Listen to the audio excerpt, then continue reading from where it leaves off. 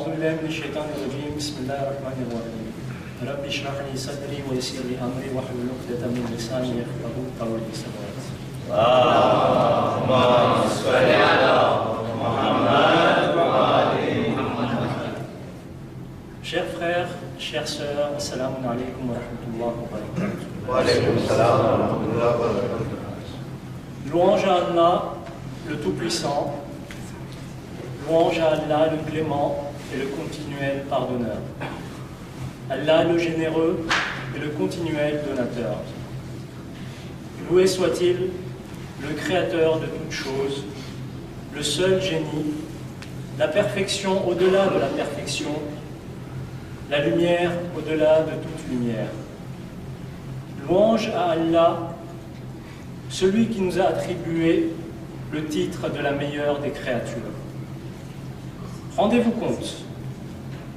compte du statut que l'homme, que nous avons parmi toutes les créatures qui existent et qui ont existé.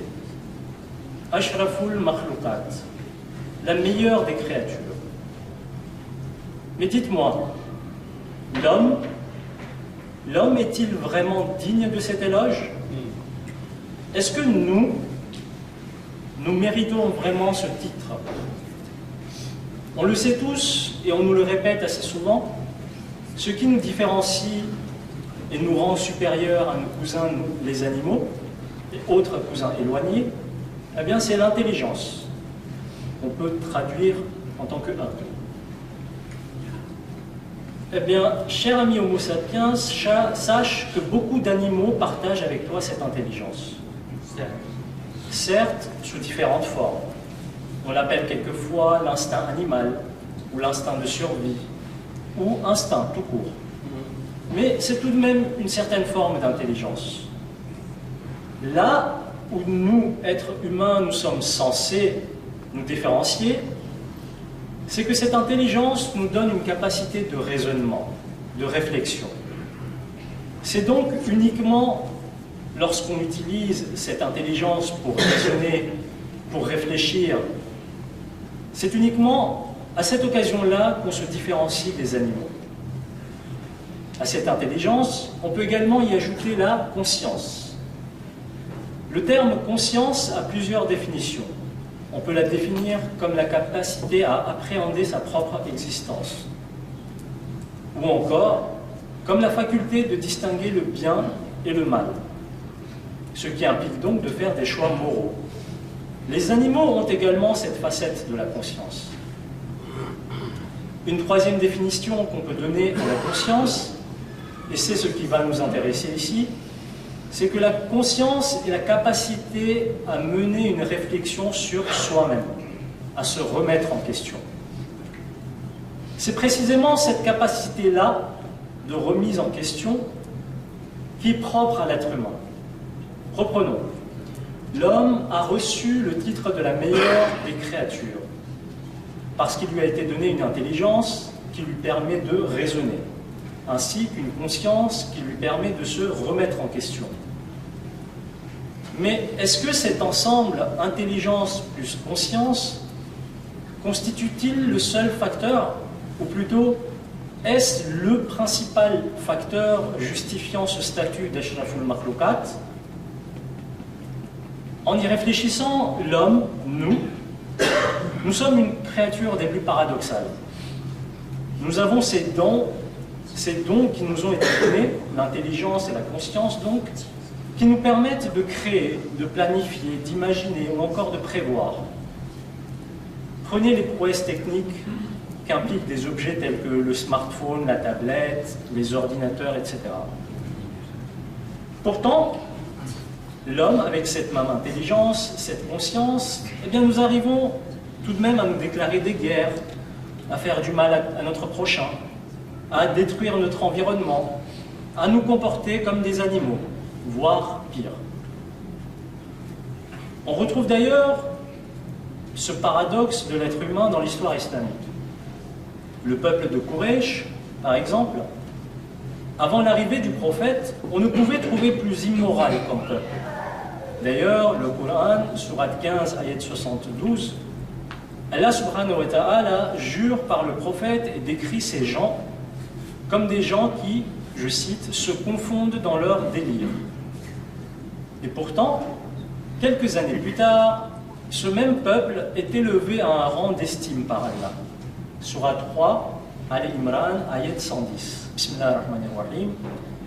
Vous êtes la meilleure communauté qu'on ait fait surgir pour les hommes.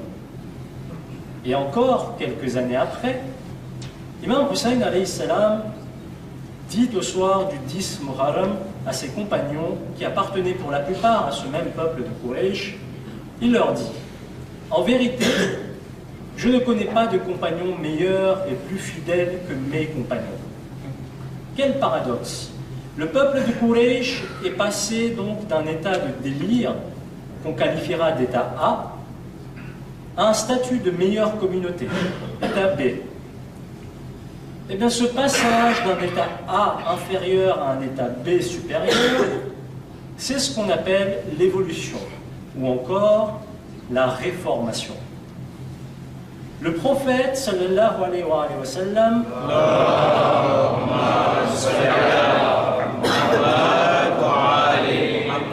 et on l'entend assez souvent, le prophète a réformé sa communauté, son peuple.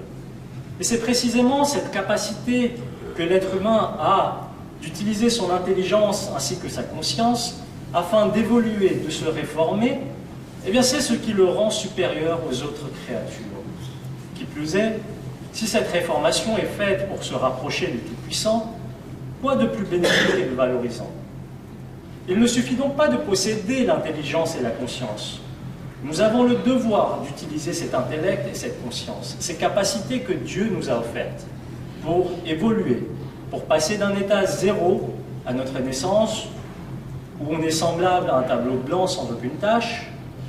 Nous devons donc évoluer tout au long de notre vie dans le seul but de nous rapprocher de notre Créateur.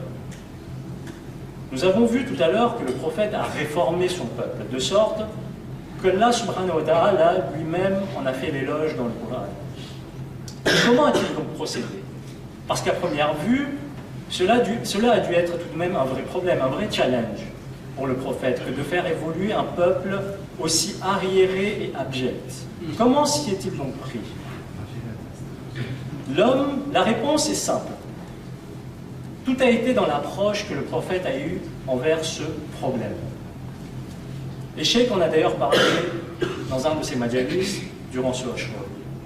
En fait, il n'a jamais considéré cette situation ou ces gens comme un problème, mais plutôt comme des opportunités. Il a toujours vu du potentiel en chacun, du potentiel pour adorer Allah subhanahu wa ta'ala, peu importe combien ce potentiel était enfui. Il a toujours vu le bon, aussi infime soit-il, en chaque personne. Qu'est-ce que moi j'ai tendance à faire lorsque je me retrouve face à un challenge, face à un problème? Et je vais parler de moi-même, je vais baisser les bras. Ou lorsqu'il s'agit de personnes, je vais les catégoriser, je vais les marginaliser, je vais les juger, je vais les effacer de mon entourage. Le prophète, lui, avait une approche complètement différente, diamétralement opposée. Vous connaissez tous Abu Dharr al-Ghafari, un des grands compagnons du prophète, celui sur qui le prophète a dit « Il n'y a pas plus véridique sous les cieux qu'Abu Dharr al-Ghafari » ou encore « Si vous souhaitez voir l'adoration de Nabi Isa alayhi salam pour Dieu, regardez l'adoration d'Abu Dharr al-Ghafari. » Eh bien, chère assemblée, sachez qu'auparavant, Abu Dharr al-Ghafari était un bandit. Oui, un bandit. Un voleur qui pillait des caravanes tout en menaçant les gens. Le prophète, au lieu de se focaliser sur cet aspect et de voir en lui un problème, il a plutôt vu une opportunité en cet homme. Une opportunité qu'il devienne un grand serviteur d'Allah subhanahu wa ta'ala. Et quel serviteur! De la même façon, si on prend un peu de recul, on peut imaginer qu'Imam al-Mahdi alayhi salam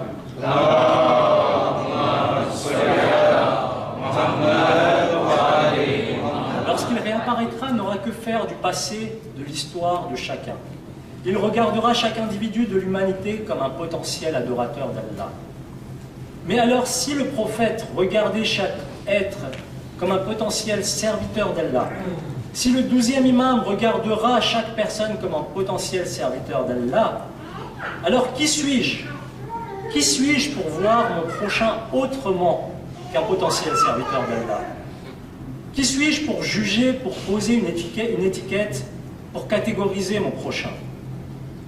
Qui suis-je pour marginaliser mon prochain sous prétexte qu'il n'a pas les mêmes croyances que moi, qu'il n'a pas la même couleur de peau que moi, qu'il n'a pas les mêmes origines que moi, qu'il n'a pas la même approche de la religion que moi? Allah subhanahu wa ta'ala nous a fait un don qui est l'intelligence, ainsi qu'un autre don qui est la conscience, et nous a placés sur un piédestal en faisant de nous la meilleure des créatures. Est-ce que j'en fais honneur? Est-ce que je fais honneur à ce statut? Un archevêque sud-africain, et je termine ici, prix Nobel de la paix en 1984, déclarait dans une de ses interviews la citation suivante. Cette citation est étonnante, voire choquante, lorsqu'on se place à notre place en tant que Khoza. Mais elle est lourde de sens et pleine d'enseignements. Desmond Tutu, donc, dit, je cite, « Le rêve de Dieu consiste en ce que vous, moi, nous tous, réalisons que nous sommes une famille, que nous avons été créés pour la coexistence, l'altruisme, l'empathie. Dans la famille de Dieu, il n'y a aucun égaré, il n'y a aucun ennemi. Noirs et blancs, riches et pauvres, juifs et arabes, chrétiens et musulmans, hindous et bouddhistes, pakistanais et indiens. Tous appartiennent à cette famille. Quand nous commençons à vivre comme des frères et sœurs et que nous témoignons un respect mutuel, nous occuperons uniquement à ce moment-là pleinement notre position d'être humain. Allahumma salli ala Muhammad wa ali Muhammad. Jazakallah. La question qu'on peut alors se poser individuellement est: est-ce que j'occupe aujourd'hui ma position d'être humain? Est-ce que j'agis comme la meilleure des créatures de Dieu? Est-ce que je dois évoluer, me réformer? Chacun aura sa propre réponse. Rabbana taqabbal minna innaka antas sami'ul alim.